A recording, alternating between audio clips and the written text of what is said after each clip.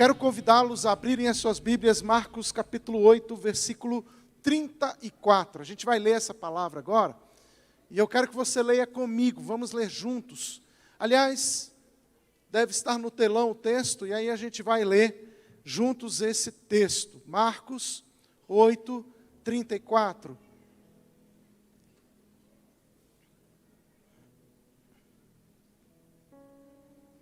Vamos ler juntos esse texto? Está no telão, a gente faz a leitura uníssona, tá bom?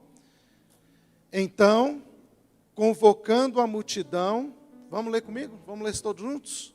Então, convocando a multidão e juntamente os seus discípulos, Jesus lhes disse: se alguém quer vir após mim, negue-se a si mesmo, tome a sua cruz e siga-me. Irmãos, não há evangelho sem essa premissa. Negar-se a si mesmo, tomar a cruz e seguir Jesus. São os 3 pontos principais, são a coluna do evangelho. Para isso, a gente precisa entender o porquê Jesus nos orienta a negar a si mesmo. Muitas vezes a gente confunde essa ideia do negar-se a si mesmo e a gente pensa em sacrifícios, sacrilégios. Mas o negar-se a si mesmo vai além destas coisas. Ela tem um sentido, é uma exigência de Jesus e tem um sentido muito importante no contexto do Evangelho de Jesus. Então, essa exigência de Jesus, aqueles que aspiravam a ser seus discípulos, era que o homem negasse a si mesmo. E eu queria me deter hoje, principalmente neste ponto, negar-se a si mesmo. E quando Jesus disse, negue-se a si mesmo, o que exatamente ele estava querendo dizer? Há um conflito, desde o início da criação, que é apresentado pela humanidade, e esse conflito é com Deus. O homem tem um conflito com Deus desde o Gênesis, desde a queda. E esse conflito, esta guerra, é uma guerra de vontades. Nós estamos cheios de vontades versus as vontades de Deus. O problema do Éden foi exatamente neste campo, quando Deus fala, olha, é a minha vontade que você não coma da árvore do conhecimento do bem e do mal. E o homem foi lá e disse, mas é a minha vontade. Aquela árvore, ela precisava estar ali. Algumas pessoas perguntam, eu sempre, principalmente ultimamente, eu tenho muitos questionamentos, né? Eu estou com um grupo, estou estudando a Bíblia com um grupo de pessoas novas, no conhecimento do Evangelho, da Palavra de Deus, e elas me perguntam muito isso, pastor, se Deus sabia de todas as coisas, porque Ele permitiu, porque Ele colocou a árvore do conhecimento do bem e do mal ali, sabendo que o homem ia pecar.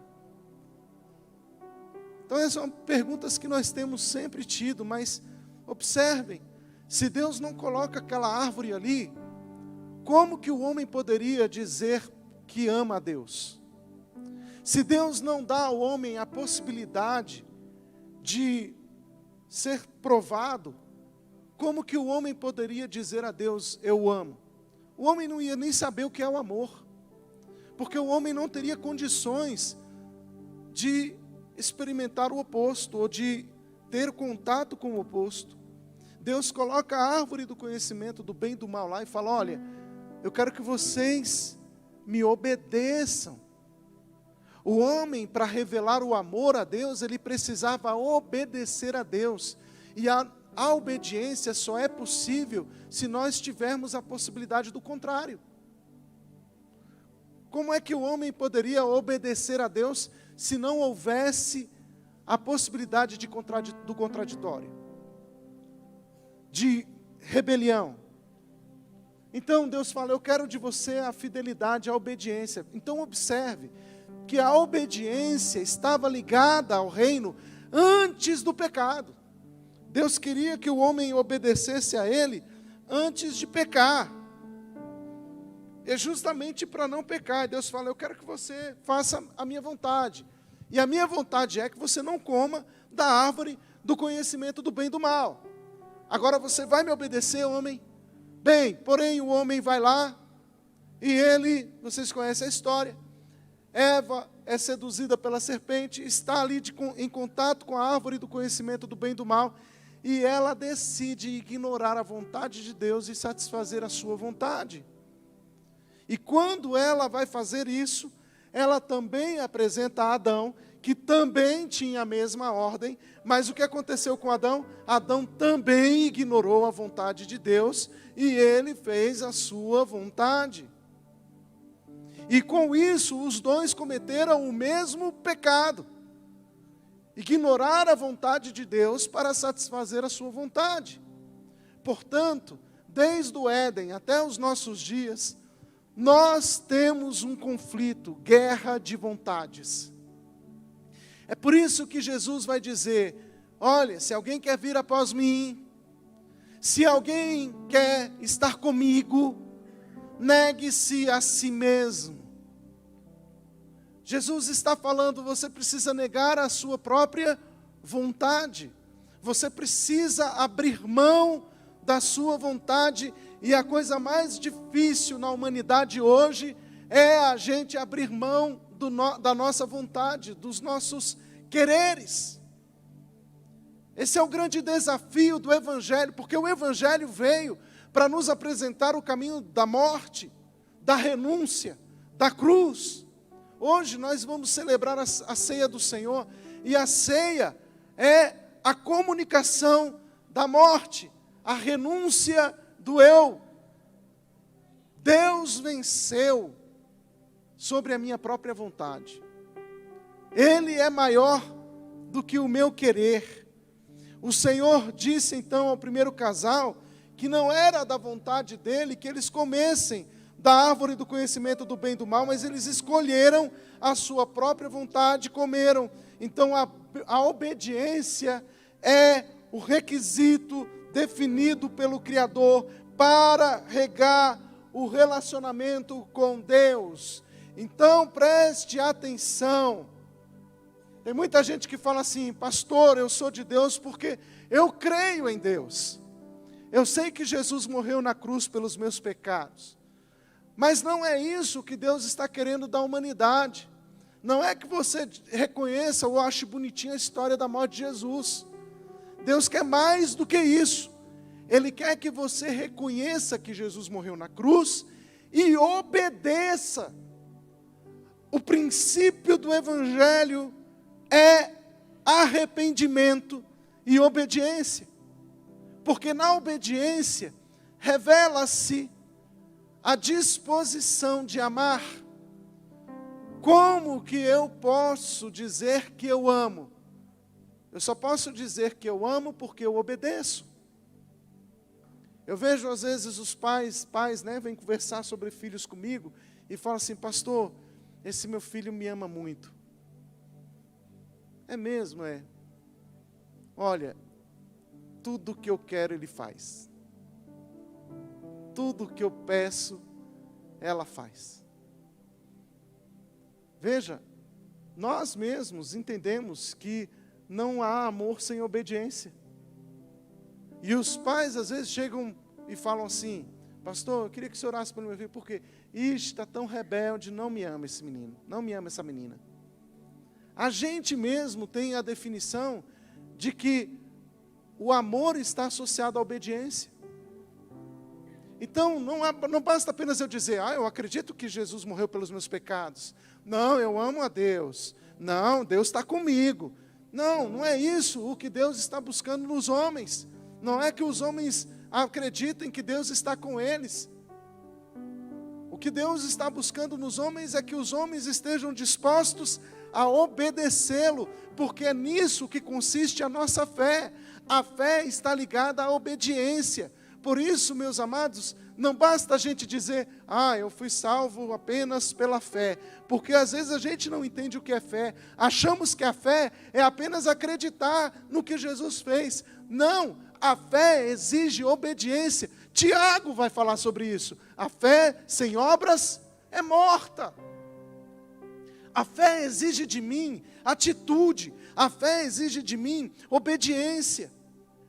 E quando nós falamos de evangelho, nós precisamos entender que o mais importante, o objetivo do evangelho é me fazer obediente, me tornar uma pessoa disposta a obedecer a Deus. Fomos chamados à obediência. Então, se você observar Gênesis capítulo 4, no versículo 7, pode abrir a sua Bíblia lá. Olha só o que Deus fala com Caim. Deus alerta Caim. E olha como que Deus alerta Caim. Gênesis 4, 7. Ele diz assim: se você fizer o que é certo, não é verdade que você será aceito? Mas se não fizer o que é certo, eis que o pecado está à porta, à sua espera. O desejo dele será contra você, mas é necessário que você o domine. Observe que Deus está falando aqui de desejo. O desejo será contra você.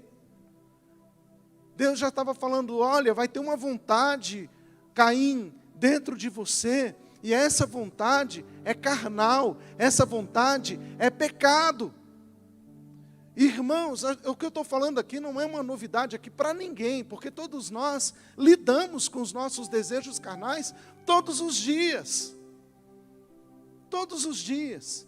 Todos nós estamos na nossa zona de conflito todos os dias, porque a nossa carne continua militando contra o nosso espírito e o espírito contra a carne.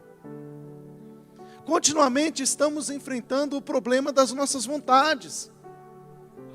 E o problema maior é quando nós ignoramos aquilo que Deus fala em função da nossa vontade. Buscamos a satisfação dos nossos desejos carnais, porque os nossos desejos carnais, eles trabalham contra o propósito de Deus. É por isso que tem muita gente com problema com Deus. E aí, o que vai acontecendo? A gente vai se alimentando das nossas vontades da carne e a gente vai falando, olha, eu não me encaixo na igreja. Que a igreja é uma comunidade de muitas regras. E aí eu preciso justificar as minhas fraquezas. A gente tem um mundo hoje que prefere encaixotar a igreja e falar assim, não, a igreja tem que ficar ali, não pode isso, não pode aquilo outro. Você já viram as pessoas falando sobre igreja? Elas falam exatamente isso. Não pode isso, não pode aquilo outro. O que eles estão falando em outras palavras? Parece que o povo não pode fazer o que quer. E acertou, a igreja não é a comunidade onde a gente tem que fazer o que a gente quer, a gente tem que fazer a vontade de Deus. E aí a gente é o povo que sempre está orando, Senhor, seja feita a tua vontade na minha vida como no céu. Seja feita a tua vontade, Senhor. Seja feita a tua vontade, Senhor, não como eu quero, mas como o Senhor quer. Não como eu quero, mas como o Senhor quer. Porque a nossa vontade era, mas eu não vejo nada demais, dá para a gente, dá para, qual o problema? E você sabe de uma coisa? Quando você tem a lei de Deus colocando um limite, uma cerca, a gente, ser humano, fala, olha, a Bíblia fala que eu não posso fazer isso. Mas ela não fala nada de eu chegar aqui, ó. O que tem eu chegar até aqui? A Bíblia fala que eu não posso comer da árvore do conhecimento do bem e do mal. Mas qual o problema de chegar perto? Qual o problema de sentir o cheiro da árvore? Qual o problema de tocar na árvore? Vocês estão entendendo que a nossa vontade humana, ela está querendo sempre chegar no máximo possível, no limite? A gente nunca pensa em ficar no centro. A gente sempre quer explorar os cantos. A gente quer sempre explorar os limites. A gente quer sempre romper, porque o nosso olhar não está na lei. A gente não está olhando para o centro da vontade de Deus. A gente está sempre olhando para aquilo que está fora. Eu posso ir até onde? A Bíblia fala, adulterar é pecado. Aí, o que o povo de Israel fazia quando tinha a lei? Falava assim, bem, adulterar é pecado. Mas eu posso vir até aqui? Eu posso, de repente, conversar com uma mulher, ter uma mulher amiguinha? Eu posso, de repente... A Bíblia fala para não ter outros deuses. Tudo bem, não vamos ser outros deuses. Mas eu posso ser amigo das pessoas que adoram. Participar, de repente. Eu posso chegar no limite? Porque a gente está de olho do outro lado. Por que isso, pastor? Porque essa é a nossa natureza. Todos nós somos assim. A gente quer sempre ver até que ponto a gente pode chegar da cerca. Mas a gente não quer olhar para Jesus. E quando Jesus veio, Jesus fala, pessoal, bora sair da cerca e vamos entender o que Deus quer. Qual é o centro da vontade de Deus? E Jesus então vai falar, olha, saiam da cerca. A Bíblia vai dizer que você não pode matar o seu irmão. Mas eu quero lançar um desafio a você. Porque lá na lei, diz lá, não matarás. Aí a pessoa fala assim, tudo bem, eu não mato, mas eu posso machucar bastante? Eu posso deixar ele pelo menos sangrando no chão? Ficava assim, ó, o povo de Israel, olha, eu estou com vontade de matar, mas não mato. Porque a lei não deixa, mas eu posso ir até onde? Aí Jesus fala, ei, eu não quero que os meus discípulos andem debruçados na cerca. Eu quero que os meus discípulos andem no centro da vontade de Deus. E sabe por que Deus estabeleceu essa lei de não matarás? Porque Deus não quer que você nem se ire contra seu irmão. Aí Jesus fala, ei, não é para você não matar, é para você nem odiar. Você não está entendendo que o propósito da lei não é a cerca. O propósito da lei é o centro. É para revelar a vontade de Deus. Porque nós estamos continuamente assim, ó. Vontade de Deus é a nossa. Vontade de Deus é a nossa. Eu posso ir até onde? A Bíblia continuamente está falando, não vos embriagueis com vinho. Não, tudo bem, posso me embriagar com vinho. Mas até onde eu posso ir? Eu posso tomar. Se eu começar a sentir assim o mundo rodando, eu já posso parar? Começar a chamar Jesus de Genésio, eu acho que é a hora de parar. A gente fica sempre querendo saber qual é o nosso limite. Até onde eu posso ir? Até onde eu posso ir? E Deus está falando, vocês não estão entendendo nada. Porque vocês não estão olhando para mim, vocês estão olhando para vocês. Vocês não estão pensando no que eu estou pensando. Vocês não estão preocupados com a minha vontade. Vocês estão preocupados até onde vocês podem alimentar a vontade de vocês. Quando Jesus disse, negue-se a si mesmo, Jesus estava falando exatamente isso. E tem muita gente que está dentro da igreja, mas está na cerca. Pensando até onde eu posso ir. E Jesus fala, não é isso. Eu quero que você volte o seu coração para Deus. Volte o seu entendimento para Deus, para a vontade de Deus e viva para a glória de Deus. E aí vem o apóstolo Paulo dizendo, olha, vocês precisam entender que quer vocês comais, quer bebais, ou façais qualquer outra coisa, vocês devem fazer tudo para a glória de Deus. Vocês devem comer para a glória de Deus. Comer para a glória de Deus, gente, parece uma coisa tão simples aqui que a gente está falando, né? Porque na verdade é uma coisa que a gente como igreja nem fala, nem prega. Por quê? Porque ninguém aqui nunca ficou sendo repreendido pelo alimento. Já viu algum pastor chegar e falar assim, gente, em nome de Jesus, parem de comer demais. Não. Mas qual é o problema? O problema é que comer para a glória de Deus significa que eu não como mais para satisfazer a minha vontade. Se você quer começar a caminhar para a glória de Deus, comece a comer para a glória de Deus. Comer para a glória de Deus não é comer muito. Comer para a glória de Deus é comer o suficiente, o necessário. Eu estou comendo para fazer bem ao meu corpo e não mal. Se eu estou comendo para fazer mal ao meu corpo, eu não estou comendo para a glória de Deus, porque o meu corpo é templo do Espírito Santo.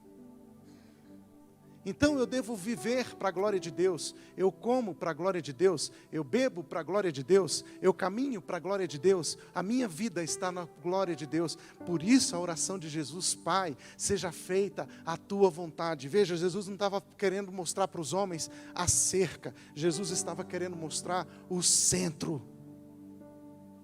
Jesus não estava falando, vamos até aqui. Jesus estava falando, entendam o que Deus quer. Entendam o coração de Deus. E quando Jesus veio, Jesus se fez carne, Jesus caminhou com a humanidade, Jesus veio revelar a vontade de Deus, o centro da vontade de Deus, e Jesus caminhou para a glória de Deus, e Jesus falava isso para os homens, falavam, olha, venham. E por que Jesus morreu na cruz? Você já parou a pensar nisso? Por que Jesus morreu na cruz? Além dele pagar o preço pelo nosso pecado naquela cruz do Calvário, Jesus o fez porque Jesus sabia que o coração de Deus estava em você e em mim. Você não tem noção do quanto Deus ama você não tem noção disso.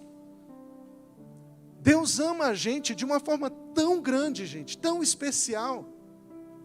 Deus fala, olha, vocês estão no centro do meu coração. Vocês são meus filhos. Eu amo vocês demais. Jesus fala, então eu vou ensinar, Pai, aos homens, sendo homem. Jesus se faz carne e habita conosco. E quando Jesus vem, Jesus fala, olha, eu vou dar a minha vida por amor a vocês. Porque esse é o coração de Deus. Jesus não chegou e falou assim, Deus, o Senhor amou todo mundo, menos a mim. Olha só, todo mundo é abençoado, só eu que vou morrer amaldiçoado, porque eu vou para a cruz, e maldito aquele que for pendurado na cruz. Poxa Deus, o Senhor abençoa todo mundo, eu que vou ser amaldiçoado. Na cruz Jesus vai falar, Deus meu, por que me desamparaste? Jesus poderia se rebelar contra Deus e falar, o Senhor amou todo mundo, menos a mim. Olha o que o Senhor fez por todo mundo, menos por mim. Jesus poderia ter sido o filho que se sentiu rebelde, rejeitado.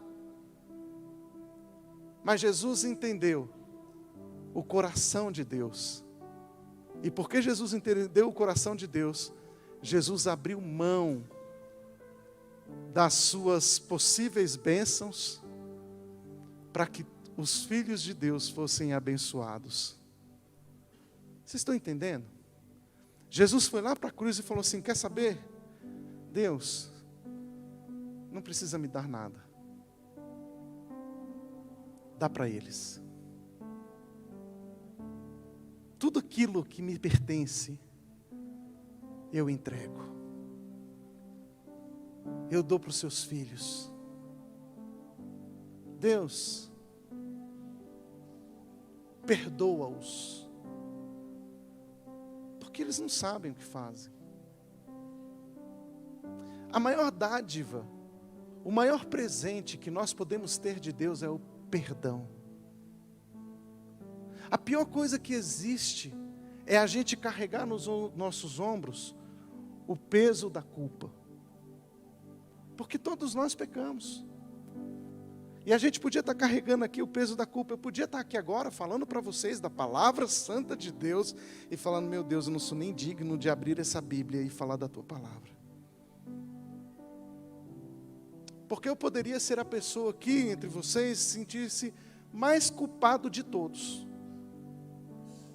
Porque eu sou homem, sou carnal e estou falando de coisas santas e eternas. Tem que ter muita ousadia para fazer isso. Tem que ter Espírito Santo para fazer isso. E eu podia falar, meu Deus, que hipócrita que eu sou. Tem gente que fala assim, o pastor não vive, pastor que prega a palavra e não vive a palavra. Mas, irmãos, eu não consigo viver toda a palavra ainda. E quem é que vive toda a palavra? Então tem muita gente que fala e não vive ainda. E aí? O que Deus está buscando da gente é quebrantamento, é arrependimento, é busca. Eu poderia me sentir culpado de falar das coisas eternas aqui para vocês sendo temporal. Mas uma coisa eu aprendi. Eu não preciso ter esse sentimento de culpa. Porque Deus decidiu me perdoar. E o perdão de Deus apagou todo o meu pecado. Se Deus me perdoou, já não há acusação. A Bíblia vai dizer lá em Romanos, não há condenação para aqueles que estão em Cristo Jesus. Eu quero que você entenda isso. Meu amado, minha amada, o perdão não é concedido por homens. O perdão foi concedido na cruz. O perdão vem de Deus. Deus decidiu perdoar você. E às vezes nós temos dificuldade de perdoar o irmão. Mas olha só a oração de Jesus. A oração do Pai Nosso, Jesus vai dizer: Pai nosso que estás no céu, santificado seja o teu nome, venha a nós o teu reino, seja feita a tua vontade na terra como no céu. O pão nosso de cada dia nos dá hoje. Perdoa as nossas dívidas. E o parâmetro que Jesus vai usar para que Deus perdoe as nossas dívidas é como nós temos perdoado. Jesus, Deus, perdoe-me como eu tenho perdoado. Jesus, faça comigo o que eu estou fazendo com o outro. Quantos se sentem perdoados por Jesus? Se você realmente se sente perdoado por Jesus, é porque no fundo, você perdoou. Porque Deus faz com você como você tem feito. Deus perdoa você como você tem perdoado. Ou a oração de Jesus não é verdade? Perdoa-me como eu tenho perdoado. Agora veja só, se você fala, eu tenho dificuldade de perdoar, pastor, porque o que aconteceu na minha vida foi algo tão traumático. Foi um estupro, foi uma acusação, foi um problema, foi uma dor, foi uma adversidade, foi uma doença, foi uma perda, foi um ataque, foi seja lá o que for, foi um homicídio, seja o que for que aconteceu com você. Foi traumático, foi dolorido, eu não consigo perdoar, mas deixa eu te falar uma coisa. Esse perdão,